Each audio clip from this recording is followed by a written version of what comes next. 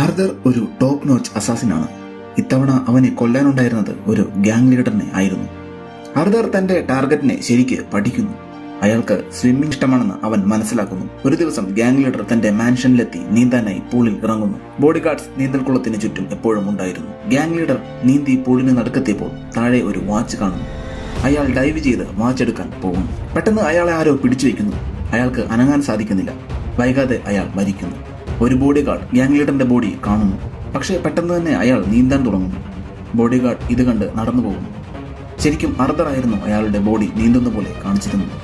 Arthur ഉടനെ തന്നെ പൂളിൽ നിന്ന് കയറി ഒരു ഷെഫിന്റെ യൂണിഫോം ഇടുന്നു. അതേസമയം ഒരു സെർവന്റ് ഗ്യാങ് ലീഡറിന്റെ ബോഡി കാണുന്നു. ബോഡിഗാർഡ്സ് ഉടനെ വെള്ളത്തിൽ ചാടി അയാളെ കരക്കെത്തിക്കുന്നു. എല്ലാവരും പാനിക്കാകുന്നു. ആർതർ ആ സമയം കൊണ്ട് രക്ഷപ്പെടുന്നു. അയാൾ ഒരു ബ്രിഡ്ജിലെത്തുന്നു. അവിടുന്ന് താഴേക്ക് ചാടുന്നു. മുൻപേ പോയ ബോട്ടിൽ പിടിച്ച് രക്ഷപ്പെടുന്നു. വീട്ടിൽ തിരിച്ചെത്തിയ ആർതർ താൻ നടത്തിയ കൊലപാതകത്തിന്റെ ന്യൂസ് കാണുന്നു.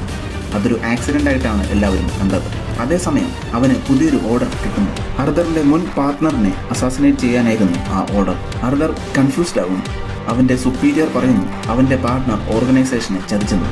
ആർതർ അയാളെ കൊന്നില്ലെങ്കിൽ വേറെ ആളുകൾ അയാളെ കൊല്ലും. ആർതർ ഉടനെ പാർട്ട്ണറായ ഹാരിയെ വിളിക്കുന്നു. എന്നിട്ട് രക്ഷപ്പെടാൻ പറയുന്നു. ആർതർ അയാളോട് ഗണ്ണും സിസേഴ്സും എടുക്കാൻ പറയുന്നു. എന്നിട്ട് എമർജൻസി ഡോർ വഴി രക്ഷപ്പെടാൻ പറയുന്നു. ഹാരി പാർക്കിംഗ് ലോട്ടിലേക്ക് വരുന്നു. അയാൾ തന്റെ കാർ ഡാമേജ് ആയത് കാണുന്നു.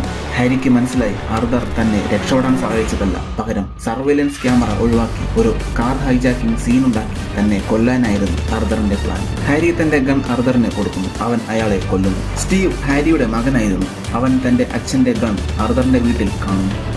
അവന് മനസ്സിലാകുന്നു ആർതറാണ് തന്റെ അച്ഛനെ കൊന്നതെന്ന്. അവർ രണ്ടുപേരും ഒരു മിഷന് വേണ്ടി പോകുന്നു. അവർ ഒരു ഗ്യാസ് സ്റ്റേഷനിൽ വരുന്നു. സ്റ്റീവ് പെട്രോൾ അടിക്കാൻ ഇറങ്ങുന്നു. അവൻ ഫ്യൂൽ ഹോസ് ടാങ്കിൽ നിന്ന് മാറ്റിവെക്കുന്നു. അവൻ മാറി നിന്ന് ഗണ്ണെടുത്ത് വെടിവെക്കുന്നു. സ്പാർക്കുണ്ടായി കാർ പൊട്ടിത്തെറിക്കുന്നു. സ്റ്റീവ് ആർതറിന്റെ വീട്ടിൽ ചെന്ന് അവന്റെ കാറിൽ രക്ഷപ്പെടുന്നു. അവൻ അതിലൊരു നോട്ട് കാണുന്നു. അവൻ അതെടുത്ത് വായിച്ചു നോക്കുന്നു. ഉടനെ കാർ പൊട്ടിത്തെറിക്കുന്നു. ശരിക്കും ആർതർ മരിച്ചിട്ടില്ലായിരുന്നു. അവൻ ഗ്യാസ് സ്റ്റേഷനിൽ വെച്ച് രക്ഷപ്പെട്ടിരുന്നു.